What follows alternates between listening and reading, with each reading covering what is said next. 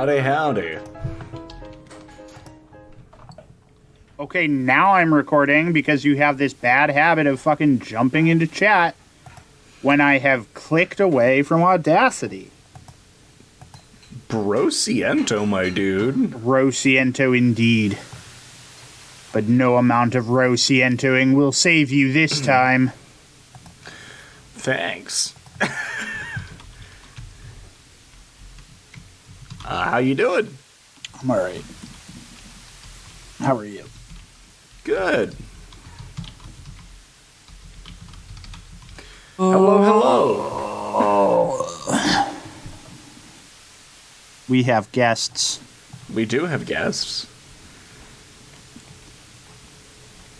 Look at them. Look at them with all their In all their glory. pink logoed glory. Yeah. How's it going? Yeah, we can hear you.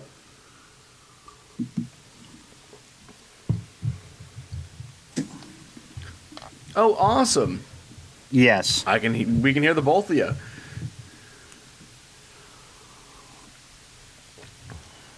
Oh, cool. It's pretty great. We use it because we all live not enough to go in each other's basements. We also use it because it was the easiest jump for our D&D group, so. Yeah. Now, are you... That's nice. Are you guys recording yourselves right now? Could you please? Yes. Because we do a segment called After Dark, which happens before our podcast. So A little confusingly we just record so. ourselves talking shit for like Whatever 30 it is to minutes-ish? introduce- Yeah.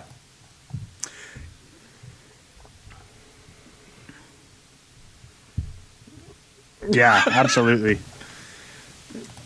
Gee. I know exactly how that works.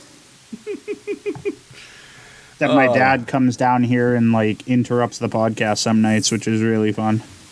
Been doing it on Tuesday nights for the past like 3 years, and he's just like, "Oh, are you recording?" Yes, I am. As a matter of fact, Dad. I am. Yeah, so when I first originally started the show with my other friend, we'd record at his house, and his cat would just show up randomly, just meow. It's like, dude, shut up. We get. Yeah, I don't know if you guys heard our show at all, but Nate's ice glass too is always chinka chinka chinka. Oh chinka, yeah. chinka. Mm-hmm. Yeah, I was laughing at the one you guys just did with the third character. the Old West medicine, where it was just the beginning was nothing but like bleeping out stuff and bloopers right away, and I was like, okay. That one was awesome. Yeah, I got the vibe Yeah. right we were away. struggling that day. Yeah, thanks. Yeah, that was. Honestly, it was like we had the script for it, and then it was like we were just laughing through. I'm like, dude, I gotta keep. That's like, the worst laughter part in. is that it was. I don't want to cut. That it was scripted, and we still screwed it up so many times.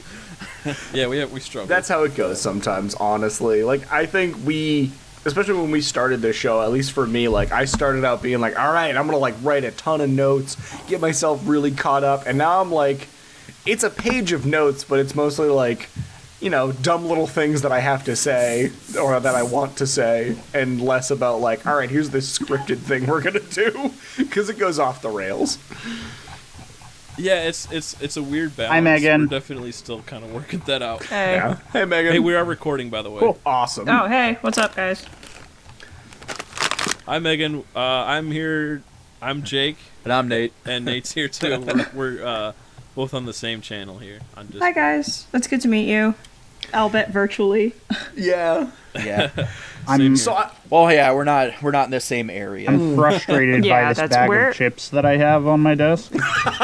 No, don't, please, editing Zexes, please No, don't. I'm not going to eat it. Mainly because it says that there are 2 servings per container. Oh? And it's a small bag It's a of very chips. small bag. Which it just makes one me serving. think that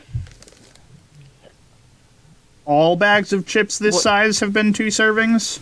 And you just have Yeah, never I known. think they just haven't. have. We haven't paid And I'm attention. just Yeah. like, well, So Reese's peanut butter cups, the serving size for those is 1 cup. Yeah. There Yeah. are 2 to a package. I've been doing this wrong my whole life. The chips are a lie. Well, like- I know. No, so if you really want to be humble, look at a frozen pizza. Oh Oh, yeah. I'm Oh, never no. going to do that. Frozen pizzas are like they're One like I slice. think it's like 8 servings or something like that. One Oh no, slice. it's 8 Okay, servings. You mean a whole one dinner, slice right? is 500 calories, and you eat the whole damn pizza. That's okay. No. Just sobbing as Listen, you I shove just- the last one Just in your eat until mouth. you're full, honestly.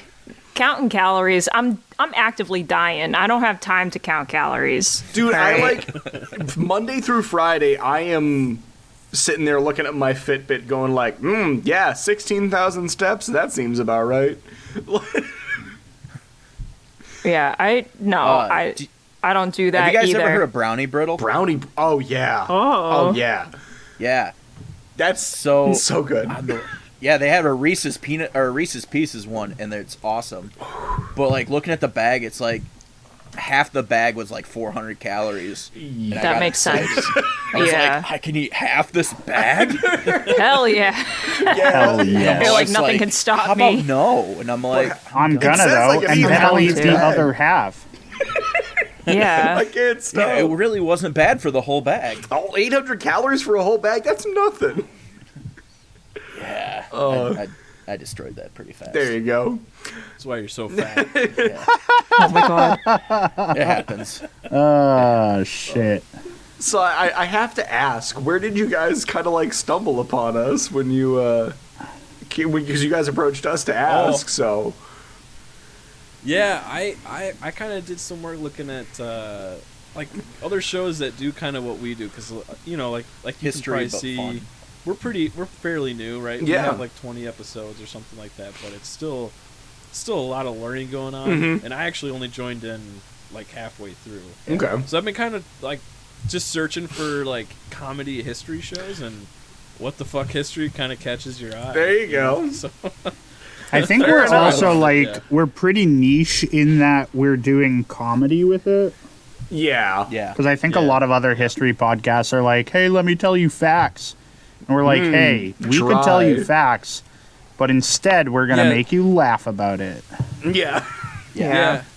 That's our goal. Is like, I went to college for history. I mean, I didn't graduate, but I You Oh, still went? same. yes, I Yeah, still you still went, went. and I love history so much. The going is what And- counts.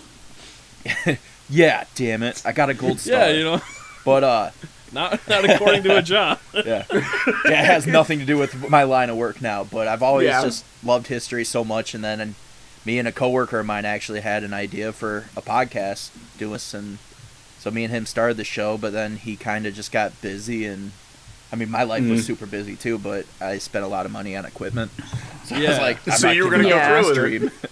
Yeah, Oh, and yeah. we've been friends since like we were little kids. Yeah. Third grade. Third grade. Oh, that's Nice. cool. And I was like, dude, you have a podcast? I like found out one day. I was like, that's so fucking cool. So I was like, I'm like an aerospace engineer, and honestly, like I've not been like this huge history buff guy, but I do like I'm a total nerd. Like I love learning about lots of new stuff. So it was like, Hell oh, yeah. I'll get into it. And like the first couple episodes were fun, but then we hit like our Pirates of the Caribbean episode. And that was the first one where I like got really into the story and like some of the cool parts of it. I was like, this is fucking cool. Like it was like Yeah. my first crack hit, you know. It was Yeah. like, man, There this you is go. awesome. Oh my god. yeah, gotta love pirates. Yeah. Pirates kinda are how great. Yeah. That's where we're at. Yeah, that was a good episode. I enjoyed that one thoroughly. But yeah, Awesome. when Fly was bringing up your guys' show, I started My listening last to name's this. some Flygar. episodes. Yeah. So I call him Oh, Fly. okay. Sorry, All right. I try calling him Jake, but I'll slip up a lot and call him Fly. But It will Yeah, I not started matter listening to to- our listeners. Yeah. yeah, Yeah. Well, Yeah, They'll this be point, like, they're he's gonna be like- talking about a large fly in his office. It's fine. he does just buzz around a lot. But yeah, I started listening to a couple of your guys' episodes, and I really like the Anchored Up episode. Not in a sexual that way. was good. Oh yeah. Yeah, about the That ghost ship was and everything. good. Like I was really enjoying that. Then being a fan of her smut. Yep. That's true. Big fan of smut. No, I think you guys bring a lot Yeah, of we- lot of Listen, good there's a energy lot to of the it show. in the It's fun to listen library. to. Yeah, you guys you three together Oh, are pretty thanks. good chemistry wise. Please keep complimenting thanks. us. Oh my Please God. feed the egos. Feed into And then send our don't. podcast to your friends and let them compliment us Oh. too. I plan on Don't. Our heads are gonna get way too I big. plan on juicing you guys up pretty Yeah, good. you're gonna in have our a random episodes. spike Yeah. of listeners in Illinois. Oh, hell yeah. We have yeah. some in like really weird places. I think we had one in know. like Germany or something. Yeah, Yeah. We have too many in So it's France. funny It's is, wild because we talk shit about Nazis all the time. yeah. Well, it was funny is we did a Nazi episode, and then we had a huge spike in Germany. I'm like, how often do they Google Nazis? They search for the word, yeah. But then Yeah. Yeah. our first I bet you Maybe did it's not like- see that coming. yeah, I did not. Our first Maybe it's like a I guilt saw that fetish joke coming. thing.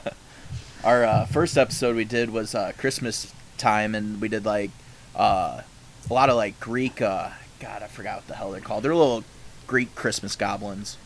But I got a thing. Have you ever heard of the podcast movement? No. It's a No. What's that? it's a group I It's when started somebody following as takes soon a as shit yeah, it's a movement. while they're podcasting. Maybe that's a new line we Riveting. should do. But it's just a group that I joined right when we first started the show, and they told me our show was like the number 2 podcast in Greece, and I'm like, there must only be 2 podcasts in Greece. I'm like, I guess we did talk about Greece, but yeah, we've had some really weird countries listening to us. I think we're big in Bangladesh. Yeah. I think that's just Which weird. is- Really? Oh, that's Yeah, I don't crazy. 4% of our listeners were Oh. Bangladesh at one point. Yeah. We have been trying to 4%? break into the Bangladeshi market for We, a bit, so Have we? This is the first I'm hearing Like of right it. now, we got like normal countries is- at the top of our. We got U.S., Canada, Australia, UK, Germany, then Yeah. Pakistan. I gotta like, what say, the we hell? love. Yeah. And, What is? and I love chicken Pakistan. curry for sure. So I love You know, curry good masala, food. man. Oh yeah, we had one person listen in Taiwan, and I was just like, man, that one guy, I love you. So, thanks, People's Republic of China. Listen, no, the Republic. it's not for the people. like talk. I was just like, can you talk to your government so then I can just go there and live there? Thank you. Vouch for me. Like, we're promoting your nationhood here. Yeah, can you vouch for me? Thanks. So a little bit about like how we kind of do. You as you said, you listen to some of the episodes. So like format wise, you know that we kind of just take time and do like 3 stories, 1 each. We have an ad read for tonight, so we're probably going to do that after the first story. well, that Just so means you know, my like- story has to go first because we've been Okay, well, doing then it. We've kind of just been blending it based on who's doing the ad read after their story because we did it after yours. Yeah. Okay, yeah. So yeah, if you Because- want to go first, I mean, I can. It doesn't matter. feel free. I don't think you've gone first in a while. So I could also just interrupt you like you do every single Oh, week. yeah, Nate's got a knack for that. someone's Man. got to say the socials. I mean, that sound? didn't you interrupt Zach in the middle of his story to do I an ad did read interrupt last Zach in the week? middle of his story, but I was afraid that we were going to forget to do the ad read entirely. Yeah, Oh, And they're yeah. important. So they pay us money, so they pay us money so that we can read about their product or talk about their product. But yeah, so I mean, yeah, Matt, if you want to go, I can go Megan, first. Do you want middle or rear? Caboose. I can We're do gonna middle. judge you. Oh, sorry, was we're that gonna not a judge joke? you Sorry. on your could be in the choice, middle. Megan. Oh, okay. What is the middle? What kind of judgment does the middle get me? Not too bad. Is it more too favorable or less favorable than Is the it? rear? Yeah, is it more Probably favorable? middling, you You know, know, right in the middle there. Oh, it's middling. Okay, good. Yeah. Okay, I can do middle. Okay, It seems like the less harsh judgment. my story's a little shorter anyway and a little bit buck wild, so I think I can definitely, I'll take up the caboose. Wonderful. Okay. Sounds good. But yeah,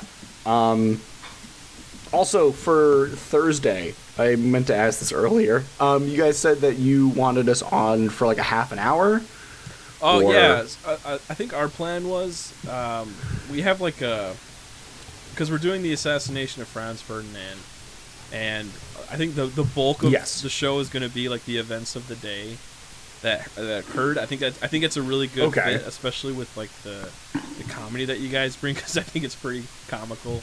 You know, I mean, I guess the guy gets shot, but Yeah. I think that our intention was to do that kind of. Which is a shame because he had a really cool Yeah, I know, band. right? Yeah, something like that. Take, If that's take okay me with you out. guys, I mean, I don't know. We're still new to this, honestly. Yeah. So No, I get that. I just wanted to make sure that we kind of got like the idea of Yeah. what you guys wanted to do. Like again, we usually go for like a little over an hour, and then it gets cut down. So we just wanted to make sure we were like, hey, what would you like? Where would you like us to be, and what would you expect of us? We don't want to just walk in and go. Oh, I mean, we'll have we're gonna have content Um, before, kind of like the background and the characters that are in it, and then some content after, like the aftermath and Okay. stuff. But I think the meat and potatoes is gonna be the event. So I think we were just gonna call in for that. We'll probably use the same media that we're using here, the same recording style, and then we'll just patch it all together. I'll take care of that separately. Okay. So if that's cool with you guys, I mean, I don't want to. Okay. Yeah, I Awesome. think that make it pretty Yeah. easy. Yeah. No, that works perfectly. We just wanted to make sure that we were doing what made the most sense. Yeah, we don't really know what that's like yet. and then- but I think yeah. that's what makes sense in my head. Okay, fair enough. And I think the only other thing that I wanted to say before we like jumped into the actual episode, first, Megan, do you have a today in history? Yes. Awesome. And do you guys want us to introduce you in our opening, or would you like to jump in and introduce yourselves? They don't get a choice. I already wrote my intro. Okay, all right. Never mind. Forget Okay, what I we'll do said. Matt's got you covered. I just want to make sure it is That historical is blunders, right? We'll do whatever, Got it, whatever you This awesome. is your episode. You guys do whatever Cool. you want. If you want to do that, that's cool. Yeah. I don't have an answer. Yeah. anyways. All right. Well, then Matt's already got it in his notes, so I won't mess with Matt's notes. Thank you. Thanks for making it easy on us, Matt. But yeah, if you You know what happens when those notes get messed with. I turn into a gremlin that's been fed after That's midnight. me. But yeah, if everyone's ready, I'm ready. Let's fucking do Born this. ready. Okay. I'll probably fucking die a do little it. less ready, but I was at least born ready. There we go. Okay. I will count us in. Okay. So 3, 2, 1, go. Today in history in 1952, Elizabeth II, who celebrated her Golden Jubilee in 2002, ascended the throne of the United Kingdom of Great Britain and Northern Ireland on this day, following the death of her father, King George VI. Welcome to What the Fuck History, where we discuss the wackiest and weirdest things that make us say, well, what the fuck history. And listen right here, it's plain to see I'm the mad motherfucker called Zachary. That's Mr. Zachary. Holy shit. I didn't come up with a rhyme. My name. It needs to be noted that I hated that. It'll all make sense I'm not later. gonna hate it. I know, but Okay. I hate it. My name's Megan, and I didn't come up with a rhyme, but I'm gonna teach you guys about viruses tonight. It's gonna be fun. And I'm Matt. Today I learned that the best way to get guests on your podcast is to let Zach do all the heavy lifting. So I would like to formally introduce Jake and Nate from the Historical Blunders podcast. Gentlemen, welcome to Glad here. to be here. Thanks Yeah. for having us. Thanks for having us. Excited to be here. I'm Jake, and I like to bake. We're excited to have you. Say that I said again? I'm Jake, and I like to bake. Oh yeah. Trying to rhyme. Come on, guys. Oh, he's trying to fit in Trying to with be cool. Zach. Got it. Damn it. Got it. I don't. Excellent. I don't I don't want to come up with a rhyme with rhyme. Nate because I feel like it might get a little No. out of hand. Hey, man. It could. It could, or it could be great. That's true. All right. Stop. I I'm want the this to poet stop. laureate of this fucking podcast. Deal with That's- it. No, I want That's this. strike one. Zach, you're gonna get. Yeah, you get a strike. it's I'll it's take over. it. The game is over. The game is over. I done got. So, Jake and Nate, because you are guests on this podcast, I'm going to give you a little bit of time to talk about who you are and what you do and what your podcast's all Yep. about. So, like you said, we're from the show Historical Blunders podcast. We focus to provide a research discussion on a topic that you may have been interested in or heard of, but never taken the time to dive into. It's kind of like a guilty pleasure for history buffs, I think. We believe that you can get valuable knowledge while feeling like you just caught up with your buddy at the bar. So if that sounds like it's up your alley, then check us out. Yeah, we do enjoy our drinks while we're talking our history. Yeah, you can hear Nate's ice glass Excellent. shaking around. Yeah, it's kind of Oh, our that's cool. third character on our show.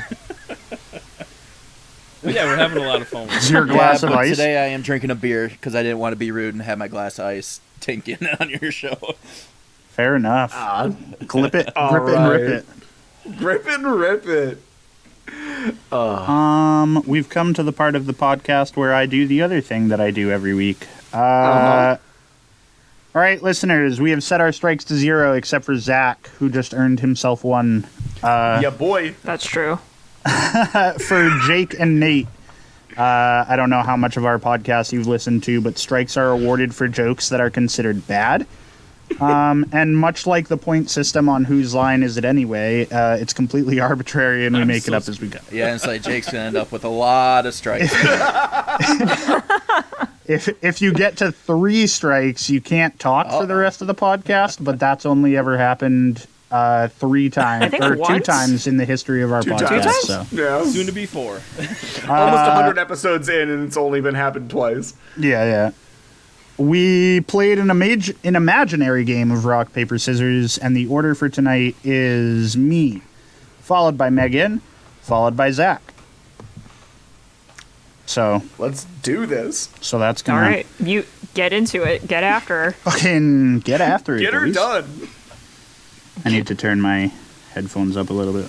Either that or I just need Okay. I probably fucked my slider, actually. I did do that. My slider got hit and the sound coming out of my headphones was way quieter. Okay.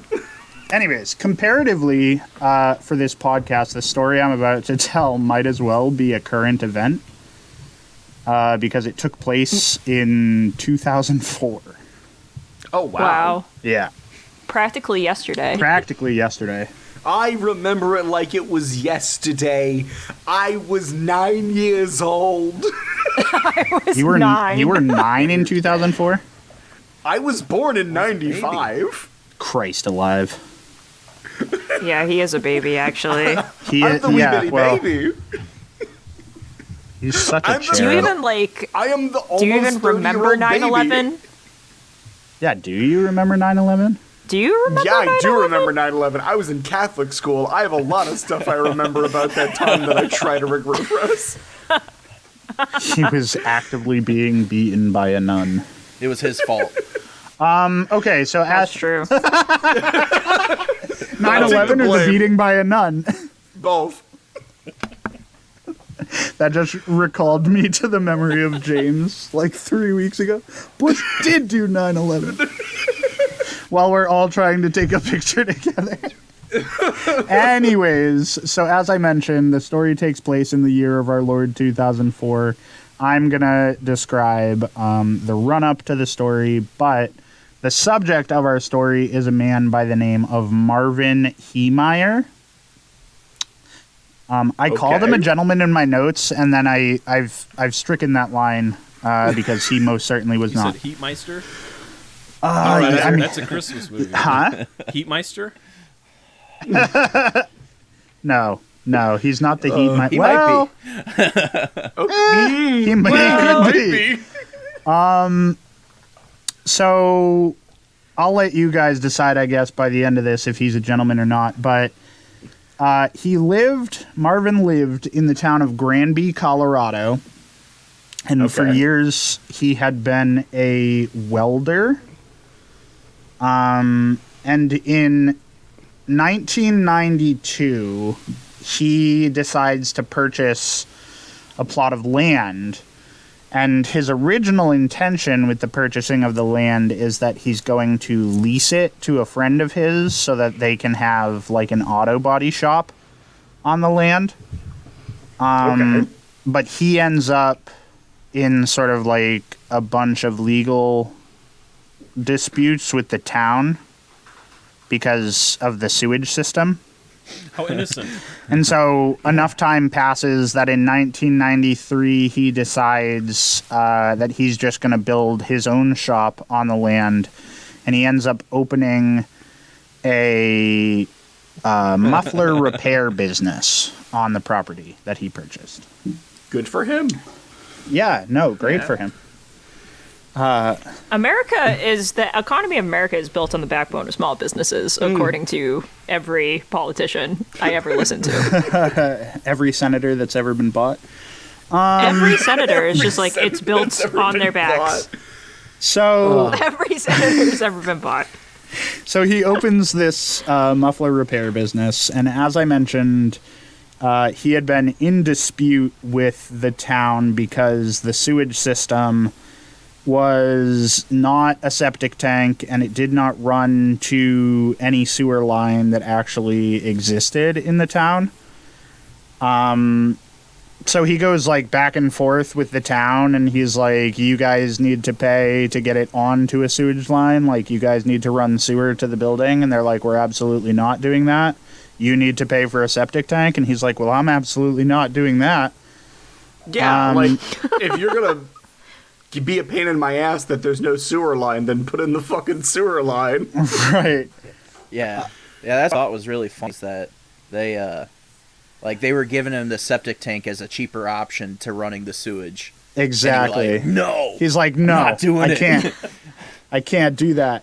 You know, I have money, but I just don't want to spend it. I just bought honestly, property, but though, I'm not like, spending sometimes anymore. relatable.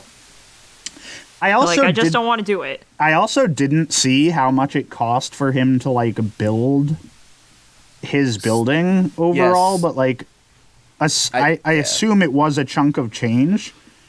So like updating the sewer system, which mind you, was just an empty drum of a concrete mixer.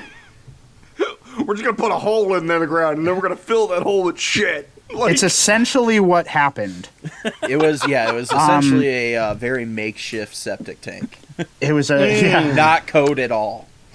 absolutely not. So the proposal from the city would have cost him double, apparently, what he paid for the property, which was $42,000. But he ends up not going with any of these options. I forgot for a minute that it was 2004, and I was like, holy shit, he bought property for $42,000? I know, right? And it was I was like oh, scenic mountain. It was a property, different too. time. Yeah. jeez. Oh my Like, it was like god. nice Yeah, no, property. it's nice. It's in Colorado, so it's like, it's pretty. It was a different time. Bought this So nice Marvin hunting had... What was that? land. He bought some nice hunting land and then turned it into a muffler shop. He sure did. The American, The American dream. They dream. paved paradise and they put up a parking lot. And that's all we can sing of that song before, we get stabbed to death. So Marvin had bought this property from a family called the Dochefs, who had owned several other properties in the surrounding area. And so he buys the property from them. But in 1997, the Dochef family decided they wanted to build a concrete plant so that they could, get money. And they wanted to build it on the remaining land, but when they approached the town about it, the town recommended that they ask Marvin to sell his land so they could avoid building the plant near any major highways. And essentially, they didn't have to fuck with the restaurants and the hotels that are on the main strip. So the dough chefs go to Marvin, and they ask him to sell the land, or they ask to buy the land that he's living on. And he quotes them a price of $250,000.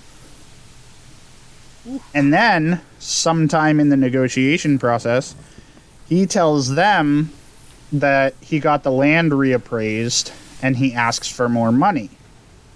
So the dough chef family comes back with an offer of $350,000, and Marvin again tells them that he had the land reappraised, and now he wants $450,000. Maybe he's a genius. Maybe he's a genius. Maybe this is how real estate negotiation works. Honestly, I've never bought commercial property. What's so to I don't stop know. them? Yeah.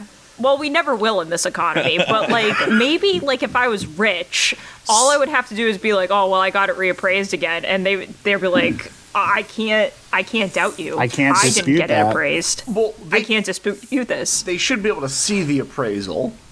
Yeah, there should be a printout. Yeah, maybe. Yeah. And not only that, but I don't know. I mean, hey, I understand that property right now, it gets sky high real quick, but I don't think it goes up $100,000 in 2 days. Like, that's a little ridiculous. Zach, Maybe he found The oil. problem, Zach, you haven't been on Zillow lately. Like, he found oil in his you've never septic seen tank. the price drop. Yeah, probably. It also wasn't mentioned how long these negotiations went on for, but I could assume that it's a few months to maybe a few years, because the next action in this is in 2001, but I don't know when all the negotiations for this ended up petering out, because that's not super clear. They mentioned, or my research mentioned, that at him coming back with $450,000 as an estimate, they said, we're not fucking doing this. So the dough chef family walks away. And what they end up doing, because they don't want to give up on their dream of a concrete batch plant, so they end up buying the lot. Their beautiful dream. They end up buying the lot across the street from Marvin. And Marvin, it's important to note, had tried to buy that land in years previous, but had failed to do so. So when the dough chef family buys, I also don't know if I'm pronouncing their last name correctly, and I don't fucking care. Come at me in the comments if you need to, but I'm not changing anything. Yeah, the family should come at us. It could be. It could be French, for all I know. I'm pretty sure it was like dough chef or something like this. So you're close enough. It's you're correcting me now won't have any impact on how I say it. Yeah. We're being honest, but...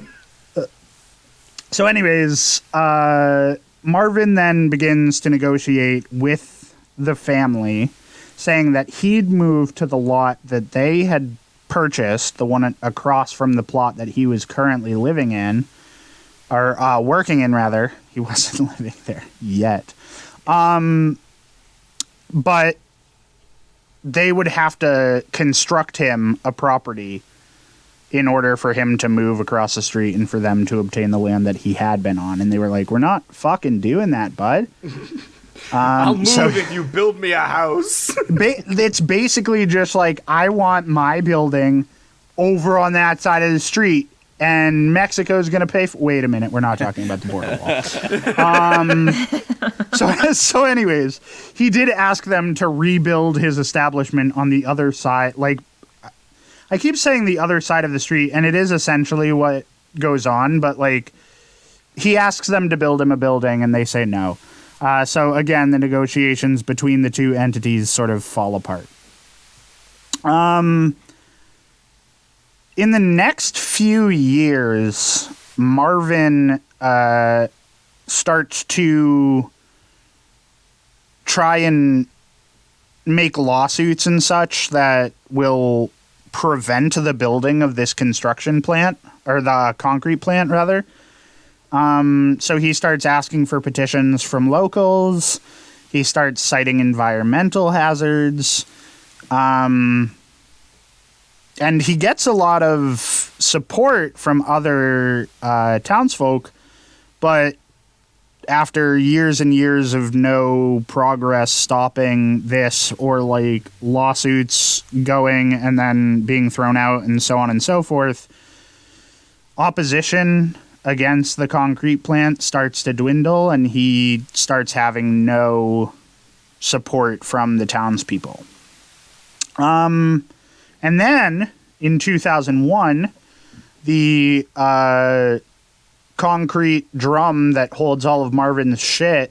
Oh, I forgot about the Return How of the could King. you forget about the concrete shit Shitter's storm? fault. If you, Yeah, sorry, no. Yeah, just put it out in the middle of the street with a hose. Shitter's full. this is arguably my favorite fucking meme from the internet, is that little kid with the marker all over their face that says "shitter's clogged." See, I'm thinking of fucking Christmas Vacation, Oh yeah, where he's emptying out Yeah, the cousin street. Eddie's out there. Shitter's clean. It's like yeah. glowing in the sewer. So he runs into a problem with this because his shitter does get full, and he is caught Damn. by the town Tragic. essentially emptying it with a gas pump into like an irrigation ditch that's Hey. I don't know how I nearby feel his about the property. shit pump. So he gets That, caught. like, he I gets don't know caught how doing I feel that. about it. What's up? Oh, he gets caught with his gas pump of shit. Yeah, his he shit gets pump? caught with his shit pump. Oh, crazy! Who would have thought you would have gotten caught doing an environmental terrorist attack? Yeah. So essentially, the town condemns his building until he gets his sewage system up to date. Tells him that he can't use the building until he gets the problem fixed. And in these court proceedings which are brought against him, Marvin declares that he's just going to bulldoze the whole area. He's probably bluffing. So in 2002, he is probably bluffing. You'd think. But in 2002, Marvin goes to California to buy himself a bulldozer at auction. He bought it for $16,000, and as soon as he got it back to Granby, Colorado, he tried to auction it off. He didn't actually try to auction it off. He put a for sale sign on it and just left it parked in front of his business. Well, that's a way of not getting in trouble. He'd be like, "I'm trying to sell it." Yeah, no, guys, I'm trying to sell it. Yeah. I don't want this. I'm trying to offload I it. bought it, but I wasn't serious. Yeah, Yeah, it wasn't. hauled it all the way from I didn't California. mean gonna keep it. Didn't really want it. So, he ends up having to close his business. I don't know how you can't support yourself when you run a muffler welding business, but he sells most of his inventory, like most of the things that he had in his shop. But the one thing that he doesn't sell is the bulldozer. And when that doesn't sell, he does what every rational man does. He takes it as a sign from God that he needs to fucking turn it into a weapon of mass destruction. The Blues Brothers. That's true. We're on a mission from God. What a mission from God. So, I just want to mention, because I did call Martin a gentleman in my notes, and while I've retracted that, I just want to let the audience know, playing devil's advocate, most of the people that interacted with Marvin thought that he was a mild-mannered individual, and he was very affable. That he was, he was a logical man, he was a good person. Decide for yourselves. Well, what's crazy is I listened to an interview with one of the cops that were involved with everything, and he was like, "Oh yeah, like he did work for everybody in the town. He was really mild mannered and all this." I'm like, And then he made a bulldozer into a tank. And honestly, with how much work he put into that thing, Like, Yeah. when I first saw, like, pictures of it, I was like, man, that's a really, like, caveman-y looking thing. There was cameras, there was an air system to keep dust from the cameras. Like, it was crazy. Fairly premeditated. I'll get into all that in a minute here. We're gonna drop the specs later. Before he does any of that with a bulldozer, he ends up selling the plot of land that he had been on for $400,000. But he leases half of the building from the new owners so that he can, quote, finish some work. So what Marvin ends up doing is he walls off like half of his old shop, builds basically like a little house for himself in there, and he just goes to town constructing the Killdozer, is what it's affectionately been called. So he outfits the bulldozer for war, and as we've mentioned, it's covered in cameras so that he can see out. It's covered in concrete armor plating so that he can't get shot.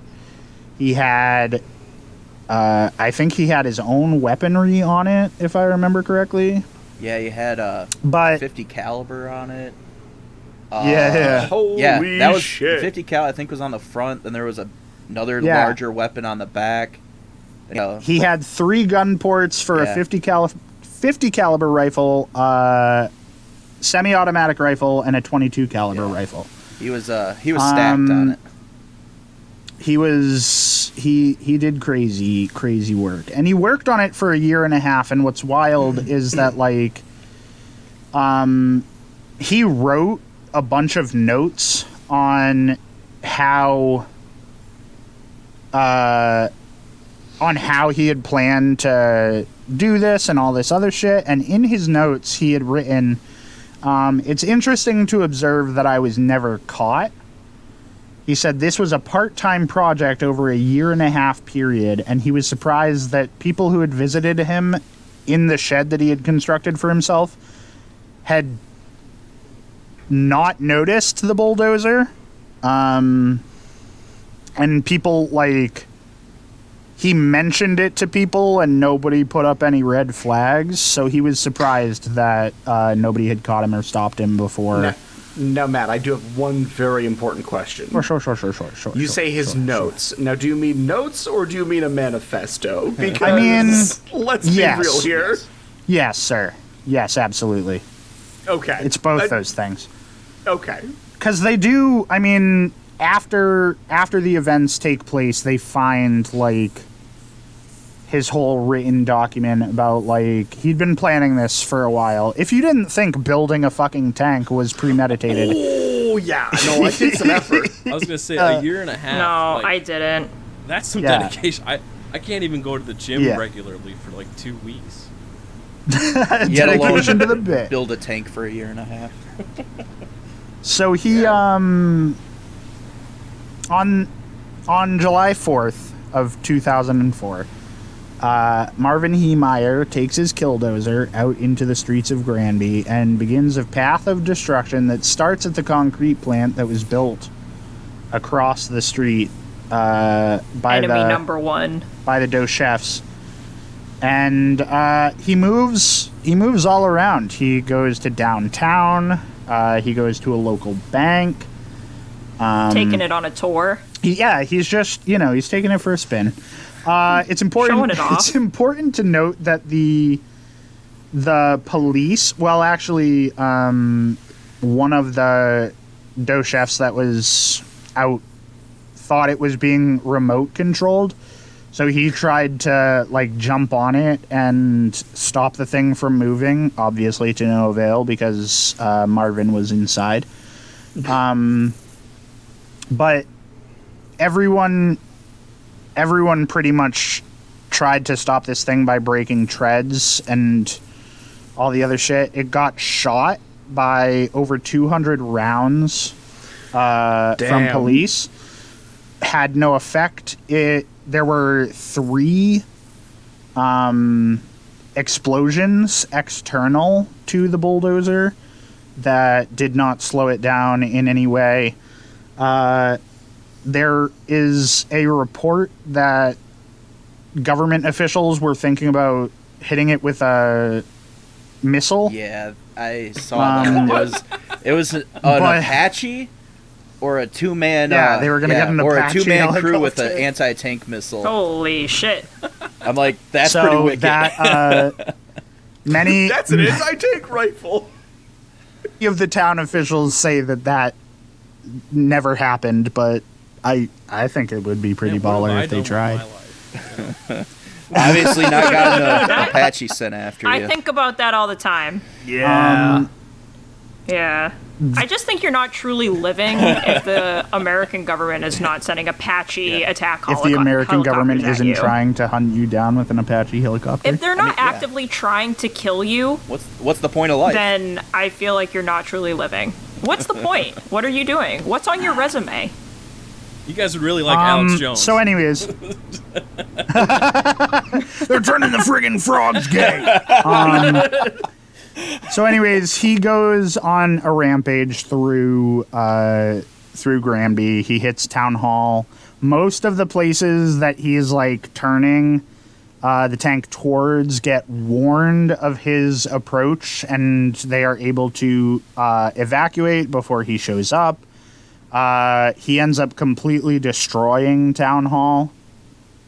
But other locations, Sky High Newspaper, Gamble's General Store, Maple Street Builders, Mountain Parks Electric Co., Liberty Savings Bank, who apparently there was somebody working in the bank who had like spoken in opposition to him.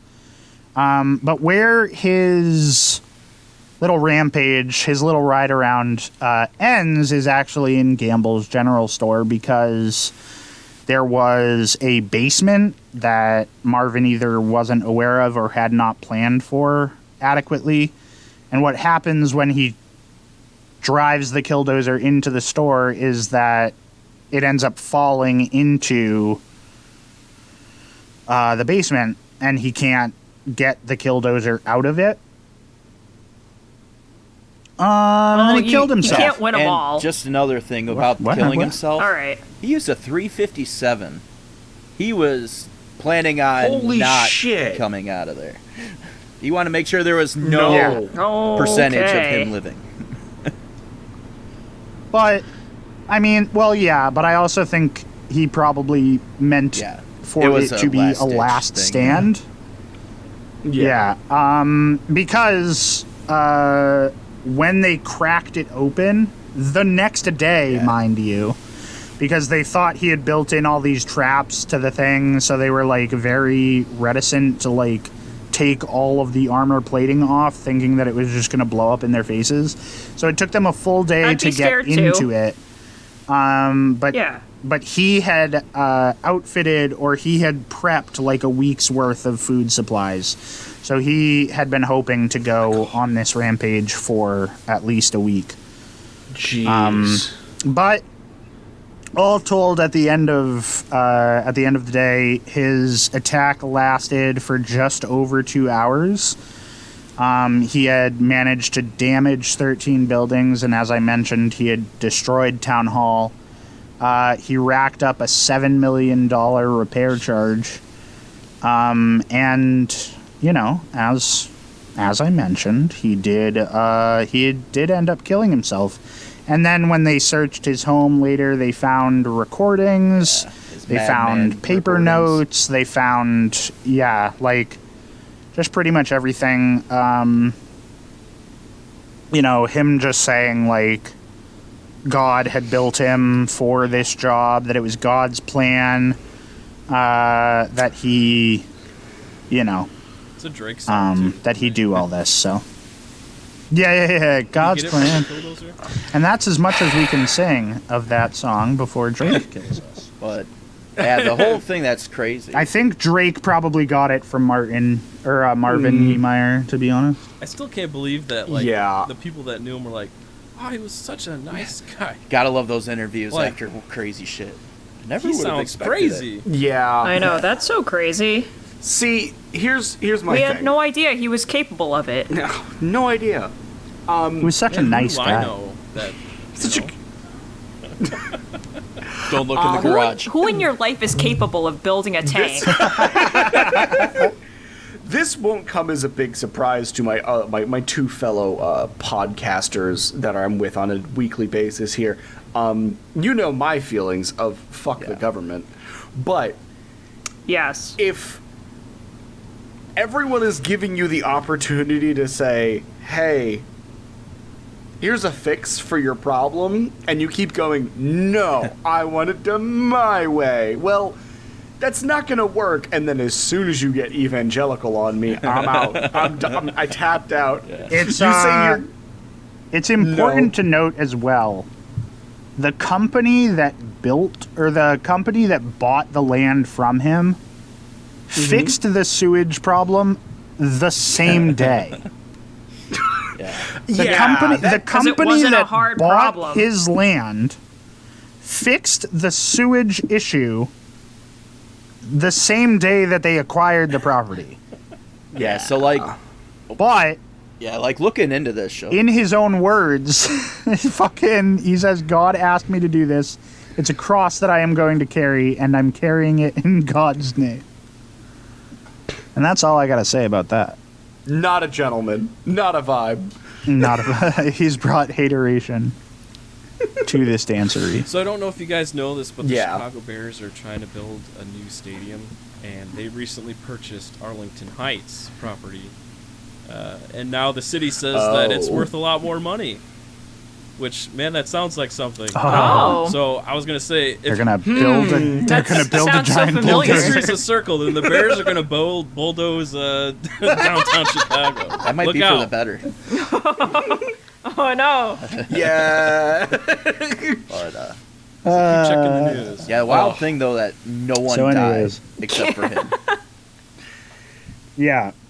Well, and that's I know, that is actually crazy. The fun thing about it is that, like, there were a ton of people that were defending him, because, like I said, most people liked the guy, but they were all like, isn't it great that he didn't try and hurt anybody? He tried. He just failed. And, Well, yeah, exactly. he did try. Like, yeah. he was in a bulldozer, and the fact of the matter is it goes 5 miles per hour, and everyone that's, saw him coming. The downfall of Like, the that's Killdozer. really what did it for him. That's why the, it lasted 2 hours, because it took one of him the- 45 minutes to get from each place. Because it Built for power, not for speed. Somebody had said that if he really didn't want to hurt anybody, he would have perpetrated these acts on a weekend when nobody would have been in those buildings. So That's a good point. anyways, but that's the end of my story there, And you're sticking to it. All right. and I am sticking to it. But he's now sticking I'm to going to it. do the part where I have to read a thing. Oh yeah. A Not thing. actually. I'm not actually reading a thing. I'm just telling a story. But our podcast for this little bit has been blessed with a sponsorship by a company called Magic Mind, which is a little health shot, little health shot that's supposed to give you a boost of energy through the day. I've been taking the shots for about a week. I was kind of fucking around with taking them in the morning or taking them in the afternoon because, much like anybody else, I hit that afternoon wall of like, well, I've done enough for today. Taking them in the afternoon definitely gave me enough energy to finish out the rest of my day, which was really nice. Taking them in the morning definitely helped me sort of get out of that, the morning fog, so to speak, where it's like I'm awake, but at what cost? So I've really been enjoying my time with it. It has cordyceps mushrooms in it, so I'm really looking forward to getting Last of Us when mushrooms, gain sentience and control my body. I mean, so But like in a healthy way. But yeah, no, in a healthy way for sure. But like in the best way possible. In the best way possible. What's really nice about Magic Mind though is that I've had a number of health shots in the past, and like I'm sure we've all seen depictions of health shots in media where it's like, ugh, it's gross. It definitely has an earthy taste, but it's honestly not bad. I like it. I like it more than other health shots I've had. It also replaces me having to drink coffee, which I don't typically do, but like on those nights where you get a bad night's sleep and you wake up and you're just like, I need a coffee. I just take one of these little health shots and it does the trick. So, yeah, it's been good for me. Unfortunately, we are in the month of February now, and we do not have any beneficial codes to give you guys for the product to be half off or whatever.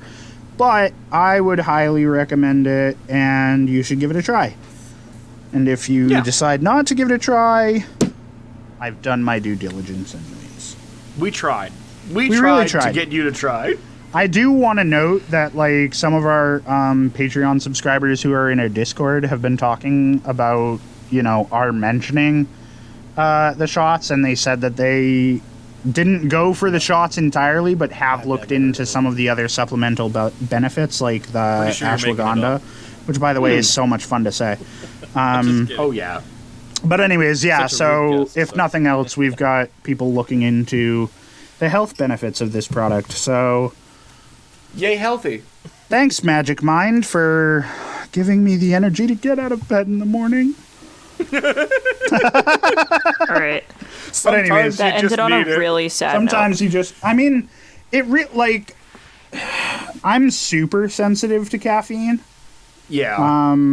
Like such to the point that I could drink a can of Pepsi like at 2 p.m. and I'd be up all night, which is wild. I've been like that my whole life, which is typically why I don't drink coffee.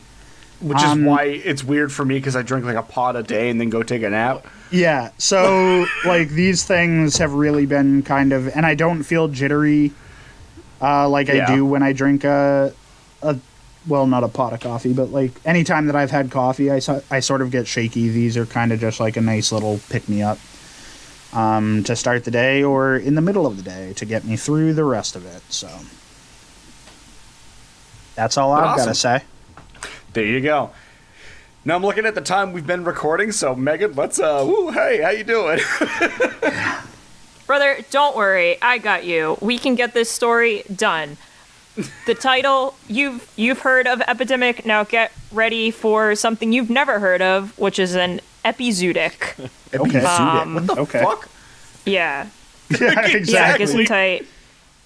Apologies for how many times I'm going to say that word, because it's terrible.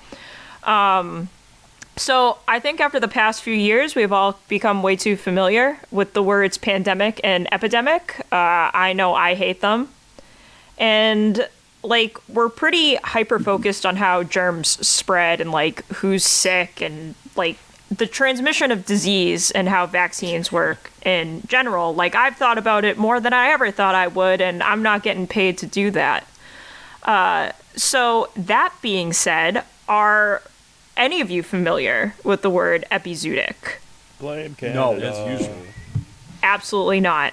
Is that from South Fantastic. Park? So everyone who... I'm not making it up, dude. Merriam-Webster told me I wasn't. I don't know, it popped in my head, and that's why I said it. I'm sorry, guys. Listen, I had to go to Merriam herself and be like, what the fuck is this? So we aren't alone. Crazy. So for all of us who aren't familiar with this word, so if epidemics are for people, too, right? this is for animals, apparently, when it's an epidemic of animals. So the fun isn't just limited to humans, yay for everyone. So tonight, I'm going to talk about what became known as the epizootic of 1872 and what it would be like if the world suddenly lost all of its horsepower. that's great. Literally? You mean I couldn't use my car? Or during Yeah, any so we're use gonna your take a journey. horse. We're gonna. That's awesome. Yeah. You couldn't use your horse. You couldn't use your car. So we're gonna take a journey of the mind, right now. So let's just say you're getting ready for work. You go outside. You get in your car. You turn the key, and all of a sudden it just won't start. And you have no idea why, and you bring it to a mechanic, and they have no idea why, and then you bring it to another mechanic because getting a second opinion is good. The And mechanic they have a tells you that all the theory. horses in your car died? Yeah, pretty much. Like they're just like, hey, I have a theory about why these horses are dead, but I don't fucking know why your car is not working. And it's not just your car; it's every vehicle, excluding trains and ships. And everything is just down for the count. So, essentially, civilization has slowed to a human-paced crawl, and we are very, very slow. We're not fast creatures No. on our two little legs. And this is essentially what happened in late 1872 in North America. And it all started in Canada, so we can blame the Canadians for, as usual, It might be. Is it? That seems like it might be. You don't have. It is. No, you're good. Dimension Prime. No, You're right. You're also correct, apparently. You're right, bro. You're right. Nice. I mean, honestly, I think blaming Canada is a good scapegoat. They just, like, have nothing else going on, right? I mean, they have, here's the thing. They will apologize. Yeah. There's, okay, because I didn't really Yeah. do a reel today, I learned. Today, all of you learned that there is a clause in Canadian law that says just because somebody apologized for something is not an admission of guilt. That's fucking perfect. They had to build it into their legal system. They're so Yes. polite. Except for during World War One, we don't talk about what they did during World War One. Yeah. That's true. Oh yeah, we did talk about that whole fucking maple syrup heist, but that's a whole other thing. That's true. Listen, the only thing I know about Canada is that they write a lot of hockey-based smut. So that's what I know. They just they say write what you know, and that's what they know. That's what they know. So that's what they know. Hockey and smut. It's cold up there for a long time, and you need to fill those hours. So this all started in Canada. And it was in that year that all of the horses who hauled streetcars and fire engines and all local freight became inexplicably sick with influenza because horses apparently can get that too. Oh, okay. I didn't know that. I thought that was just like a human illness, but too bad for horses. They can have it. Now, at this point, you might be saying, but what about the steam engines? What about, surely humanity did not grind to a halt because we had, this is during the Industrial Revolution. We're pretty far into it. We have other means of getting around. And to that, I say, well, trains don't come right to your fucking front door. No. And nor do ships. Unless you live on Martha's Vineyard. Steam. Yeah, no. Not yet. That came later. R.I.P. That was a premier Vanderbilt express, it came through his house in Newport, Rhode Island. So people still needed to a way to get things and people across cities and counties, and while people could walk, they were obviously way slower than a grass engine where grass goes in and fast comes out. Now, most horses didn't outright die of the horse disease, which was actually what it was called at that time, but they were out of commission. And just like if a human has the flu, all they kind of needed was rest, and a few weeks of it at that. But no one who owned horses was kind of like willing to give their animal that rest, especially when capitalism was sort of like resting on the haunches, literally, of these animals. Are you saying that the so what horses are an ended up- allegory for the working class in America? Yes. Man, it's almost like there's a book about that called Animal Farm. Yeah. A little on the nose, but That's it's a little on the nose. I didn't make the story up, all right? fair. Damn you, I'm just history, telling it for as it being is. so blunt. Damn you, history. Mine is a flat circle. So, yeah. If the horses didn't die of influenza, they actually ended up just dying of other infectious diseases that, took their chance, at opportunity. Like, your immune system is laid low, and so you end up kind of like dying of pneumonia or like other stable diseases. And mortality at this point was like wavering a lot among the horses. And in some areas, it was that what as that low as stands 1% and as high as 10%. And like I said, the real kicker was capitalism. And it wasn't just working horses either. I know we just said it was an allegory for the working class, but rich ass horses like Cornelius Vanderbilt's prize horse, which was named Mountain Boy, who was worth $500,000 in today's money, died of pneumonia after being wrecked by influenza. So rest in peace, Mountain Boy. Rest in peace. Rest Rip in to the peace, legend. Mountain Boy.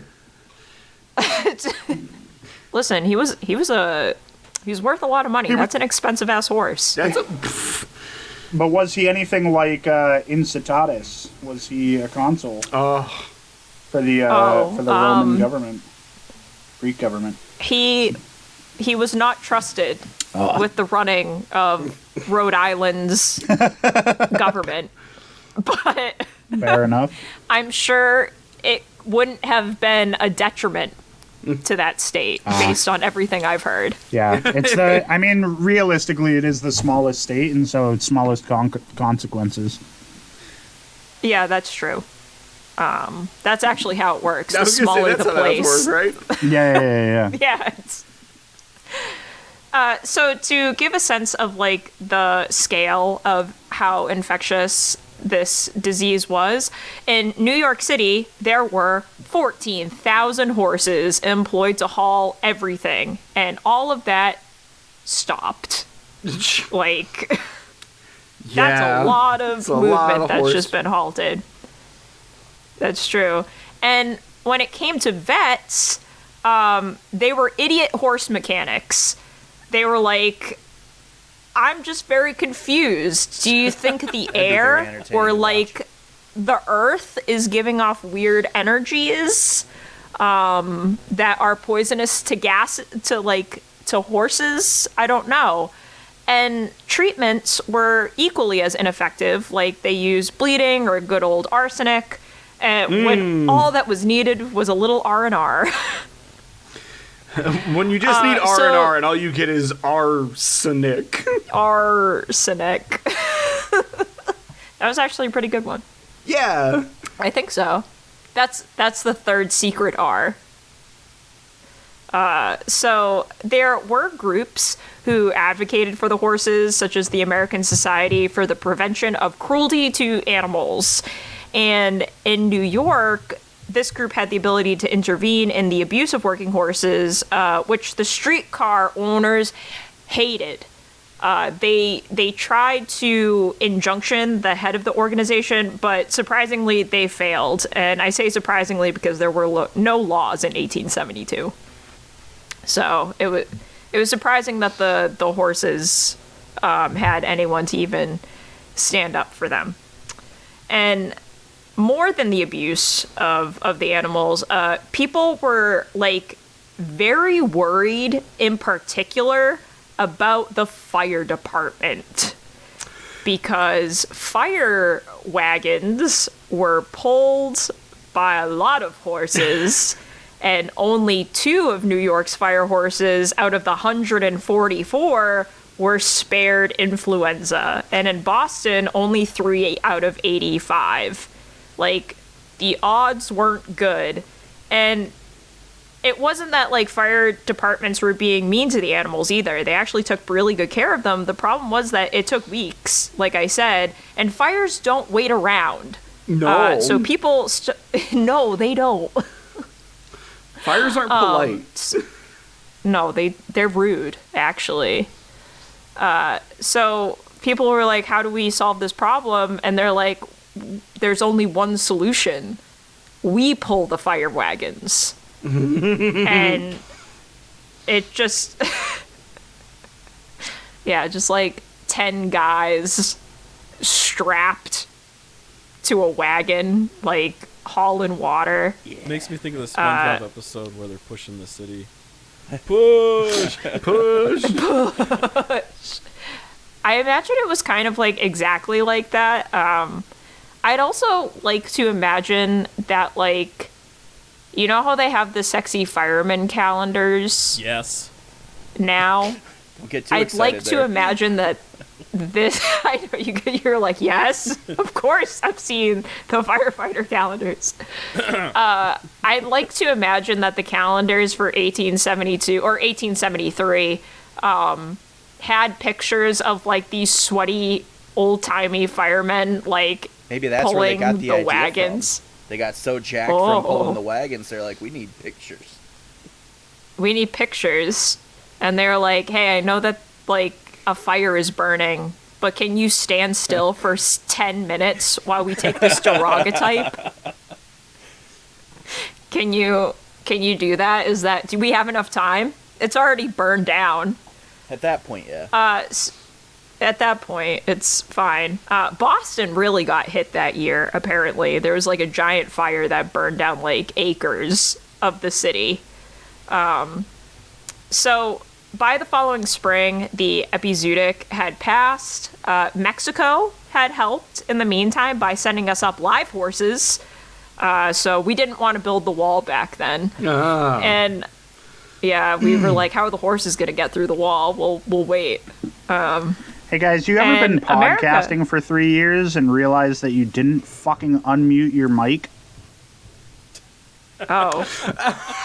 Sorry. It was awfully quiet over there. I've been like laughing along and making little quips. My mic is muted for I was wondering yeah. where it went. We'll never know. The world We'll may never never know. know. the world. Well, you know now. So Well, we know now. But to my, Modern essentially, tragedy. that was my great story. shame. My great shame. But yeah, so that was the epizootic, and I don't think it was a coincidence that, like, 20 years later, like, the Boston Tea and the New York subway system actually, like, went into effect. Yeah. Like, they built it, We and had they're a like, problem. never We're gonna again. They fix all it. have, like, Yeah. they got, like, PTSD. Except when they're those were horse also cops. pulled by horses. Oh, yeah, underground horses. Underground horses. Yeah, they're very rare. Sounds Elon like a Musk weird was cover involved. band. Underground horses? Yeah. It's a good cover band I name. think we'll play That is a good cover band.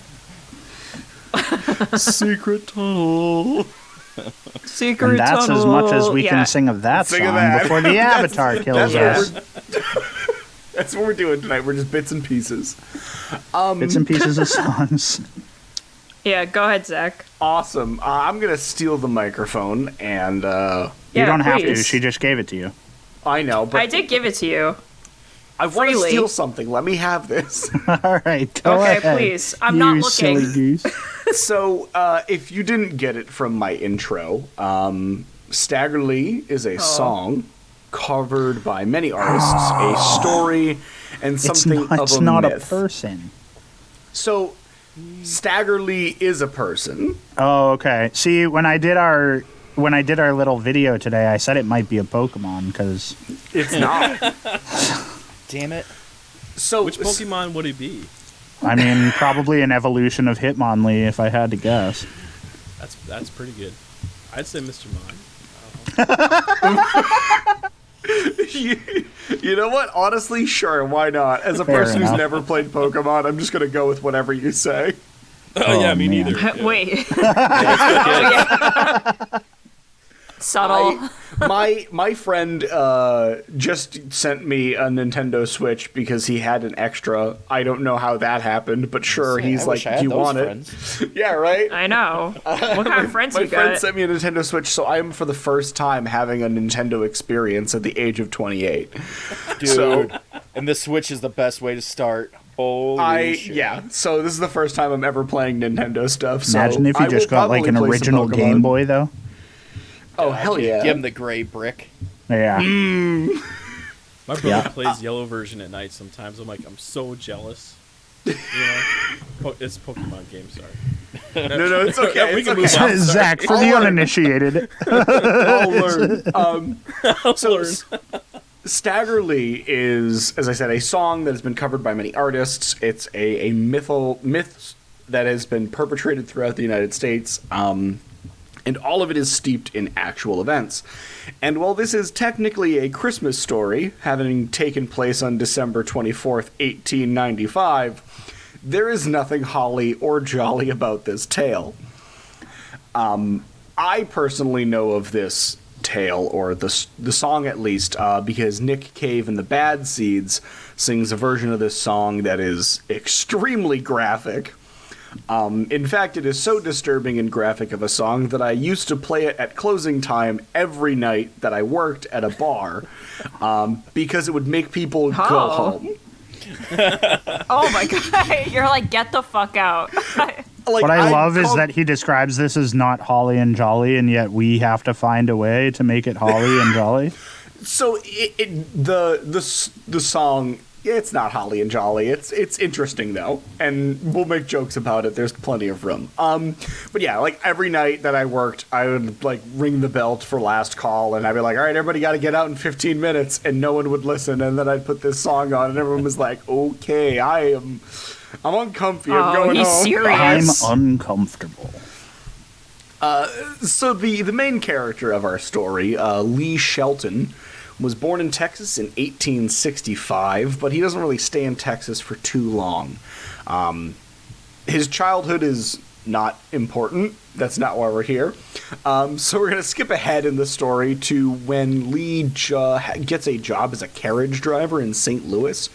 And he doesn't really last that long as a carriage driver, and he quickly turns to pimping and gambling as a way to get some money, because As you so often The only do. way to go. the only way to go. The only way. It's 70 something. Might as well start pimping and gambling. What else was there to do? The internet wasn't. It was at least 5 years away. Well, at I that mean, point. your horse had the flu, so you might as well pimp, right? Exactly. That's so true. So Lee gets his nickname. Save a horse. What was that? Save a horse, ride a cowboy. Save a horse, ride a cowboy. That Save a was the horse, slogan. give it some medicine, please, for the fuck's sake. We need the horse. Or do some bloodletting. Yeah. Yeah. Yeah, that's true. Arsenic? Do arsenic about it. Do arsenic about it. Lee gets his nickname of Stack or Stag. There is conjecture as to which one it is. And he gets this because he tended to do his business, or at least one theory is that he tended to do his business alone.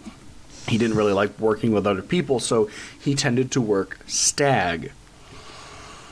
The other version, which is Stack Lee, is in reference to the Stack Lee riverboat, on where there was onboard prostitution that was legal.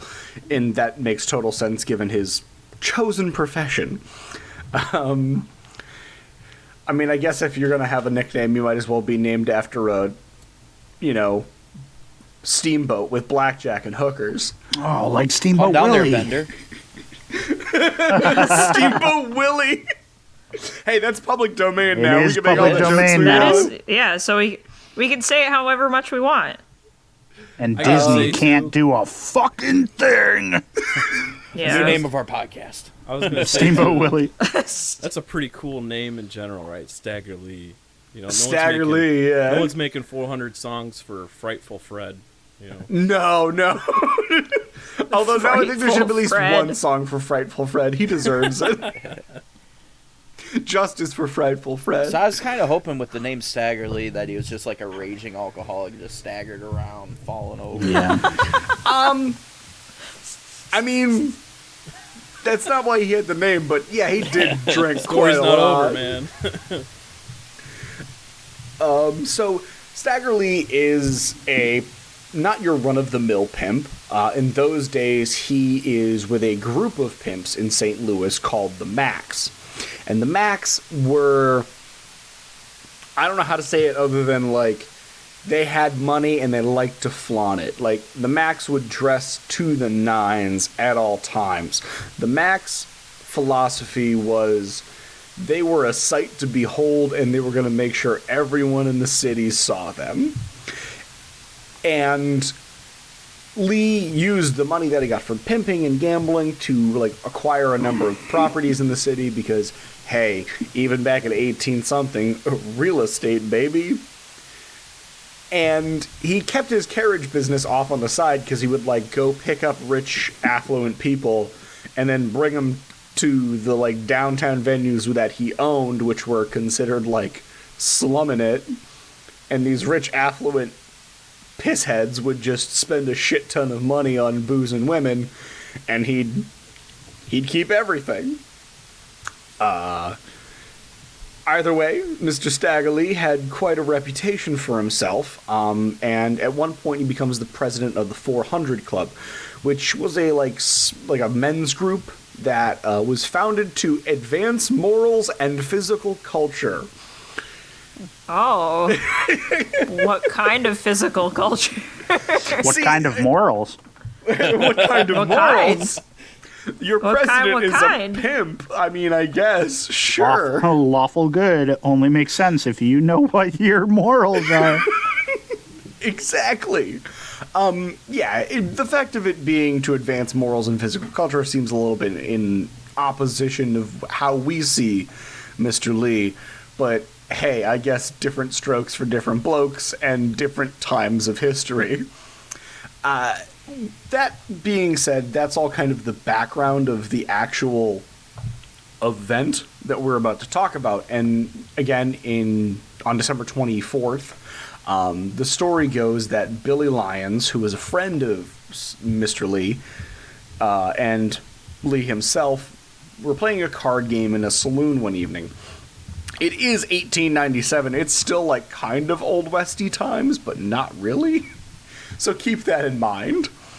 And so they're playing cards, and the two men are drinking and playing, and the situation turns sour when Billy just absolutely cleans out Lee, and they get into a little bit of an altercation, and Lee accidentally crushes Billy's derby hat, which Billy didn't really like.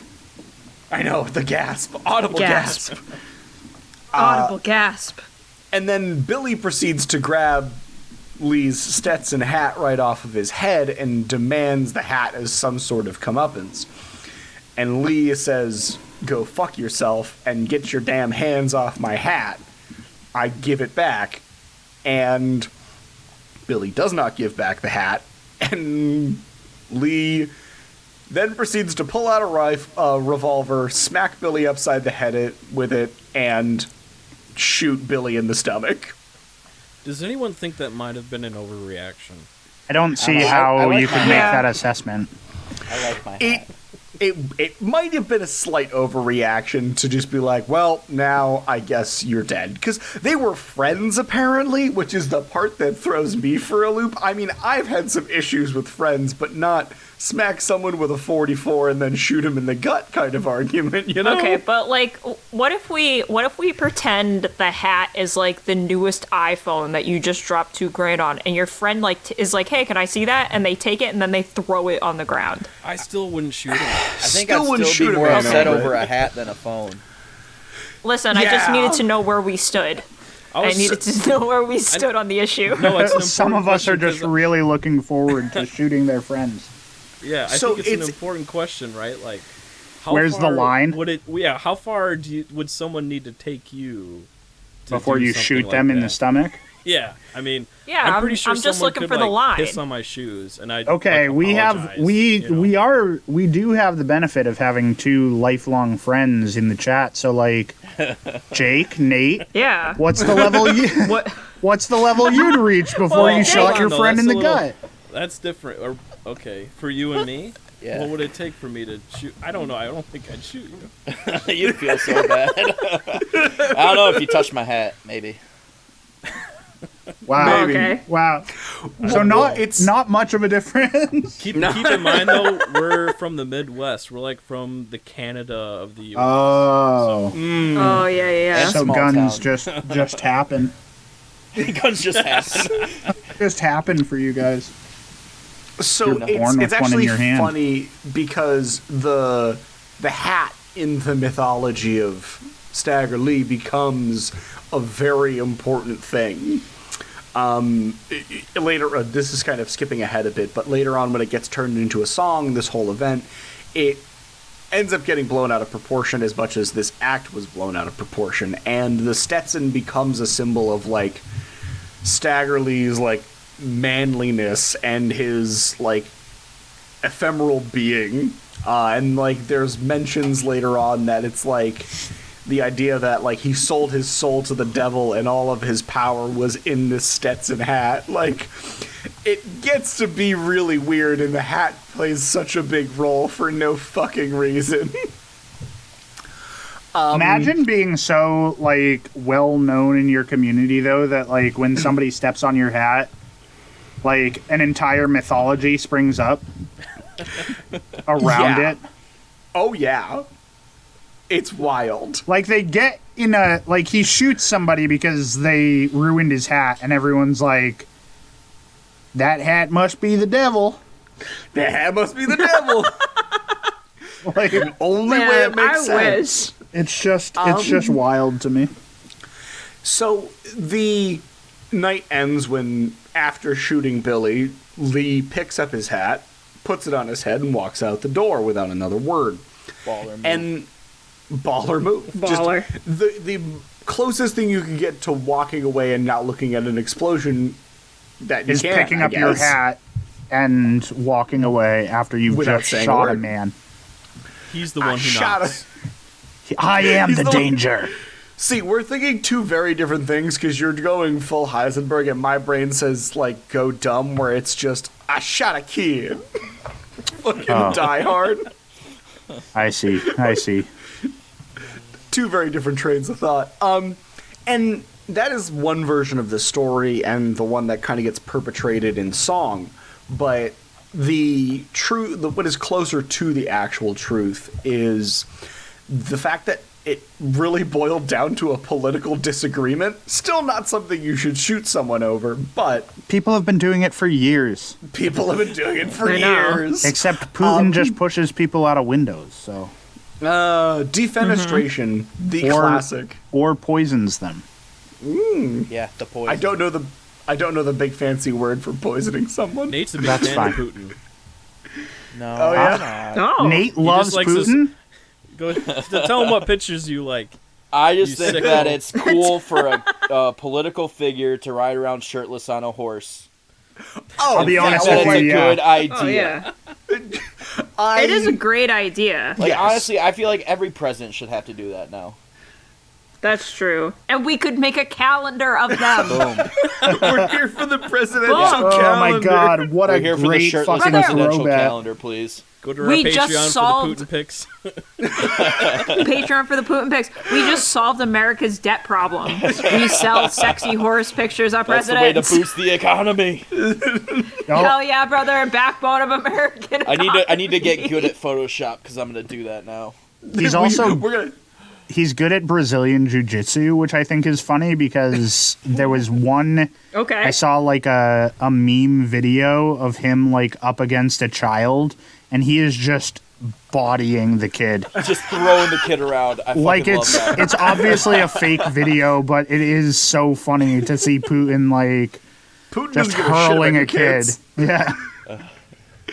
So anyways. You have back to on topic. you have to assert dominance over the children. The story that is more accurate to the truth is that, yes, the two men had been drinking heavily that night and conversation was going back and forth, but instead of the argument being over a game of cards, it was the fact that Billy was a very staunch Republican and Lee was a very heavy Democrat, and the conversation got political, and both of them were like politically involved with matters in the city, so it got nasty very quickly.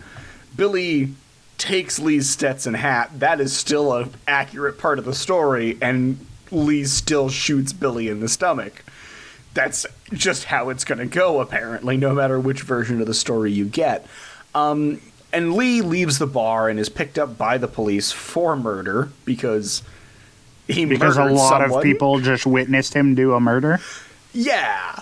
And he's convicted of the crime in 1897, and he is sentenced to 25 years in prison. He only serves 13 of that, however, and he is paroled. Only to be imprisoned once again 2 years after that for assault and robbery. Nice. All right, is he like a D&D character? No. You're telling me that after 13 years he wasn't rehabilitated? I think they let him out early because the songs were so cool. Right? Yeah, that's true. Had to have been it.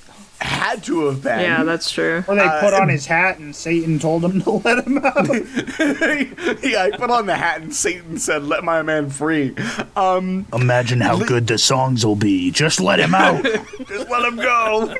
I'm trying to do a thing here. Let me go. Let me go. I'm trying to do a thing.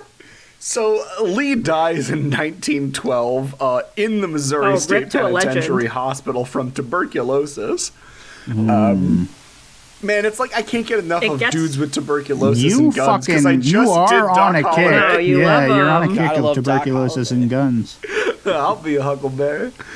Now, the story is quick and basically summed up in two men have an argument, one guy steals a hat, he gets shot for it. Yeah. But it's... That's how every really story can boil down if you really think about it. Much. It's the hero's journey, if you will. But the The true important hero's part journey.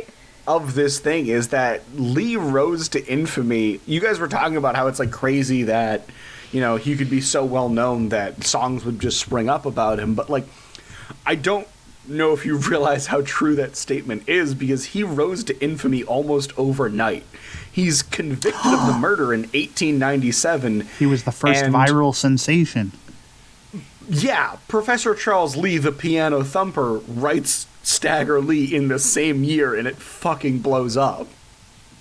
Nice. Like, it's overnight sensation, and the story in song form naturally gets blown out of proportion. As I said, like, there was one account where it's like, yeah, he sold his soul to the devil, and it was what gave him his power. There's, again, the emphasis on the Stetson hat. There's one version of the song where Stagger Lee goes to hell and kicks the devil out of hell so he can rule hell himself. It gets wild. Either way, Stagger Lee or Stacker Lee becomes this icon for not taking any shit in that time. And well, I can't speak about the implications of him being a man of color and how that like came to be an icon for that group of people. I can speak about how it like was important for the culture that came after it in with like folk stories and folk songs coming from real live people. And the legend of Stagger Lee lives on today because there have been numerous recordings of the song, numerous versions of the song. There were not one but two professional wrestlers who used the name in the ring. Yes. And there was a musical of Stagger Lee that was done in 2016. Fuck yeah. Did those wrestlers wear like a pimp hat? They better. No, so they were masked wrestlers. Oh, come on. What a missed opportunity. So they're like actually not small names either, which is wild. Like one of them was Sylvester Ritter, who later became known as the Junkyard Dog, who is like a person who like is a more famous wrestler. So it's like, all right, well, people actually knew the name for a really long time. And again, like, I think it's wild that this thing that happened that was probably a 30-second incident It's a 30-second murder turned into a number of musicals, some songs. 100+ year thing that has gone on. I think that's wild. I think it's all in the name. I think it's a great name. It's a great Yeah. name. Like, again, for as graphic and weird as the song is from Nick Cave, like, it's so good. Like, that opening, there's like the opening line when he gets into the bar, and it's plain to see, I'm the bad motherfucker called Stagger Lee. And you're like, yeah, all right, Gotta I'm bop into your head it. to that. Yeah, it's a really good song. It's real fucked up, but it's a really good song. But yeah, that's the legend and the truthful bit of Mr. Stagger Lee. Wonderful. So before I have to cut you off, Matt, I'm actually going to be nice tonight. Yeah, you were nice last week too. I was nice. I'm getting better. I'm Appreciate getting it. better Appreciate at being it. nice. Love it. But yeah, so thank you folks for coming in and, listening to our silly shenanigans here. We're just about ready to wrap up. If you would like to be so very kind, please do follow us on our socials. You can find us at _triumvirate_productions on Instagram. You can find us at the Triumvirate Productions on Facebook. And if you are so monetarily inclined, you can also join our Patreon. We have a $3, a $5, and a $10 level. That's patreon.com/Triumvirate Productions. There's a whole bunch of bonus things that happen on the Patreon, such as our After Dark segments and a little bit of a sneak peek into kind of things that go on behind the scenes, including, we talked about it a little bit last week, we'll talk about it again this week. We started a Discord channel for people to talk about the show and kind of talk with us a little bit more. We haven't done any talking about the show, by the way. We've just been we give out Giving music recommendations, book recommendations. We talk about how people are living. Alex rubs it in my face that they're allowed to go to the woods and I'm not. So, but yeah, so we all like kind of are experimental. We're testing out the waters of stuff. If you're a Patreon member, you get to do that first. But yeah, and then if you can't support us monetarily, again, I want to state this is important. If it's going to break your bank to give us $5 a month, don't do it anyways. Oh, no, don't sorry. listen to Matt. Don't do it. Don't hurt yourself over $5 a month. We appreciate it. It's a nice gesture, but pay your bills. Those are important. Those are more important. But yeah, and if you can't help us monetarily, we absolutely understand that. You can also give us a rating and review on iTunes or Apple Podcasts. Not Share us iTunes with or your Apple friends. Podcasts, Spotify or Apple Podcasts, and share us with a friend. Yeah, and once again, we'd also really like to thank our two new friends over at Historical Blunders that were able to join us tonight. If you guys want to let us know where they can find you, that would be fantastic. Yeah, we're really. I'm shitting the bed here. No, you're good. You're good. Yes. When we first started doing the outro, I was like,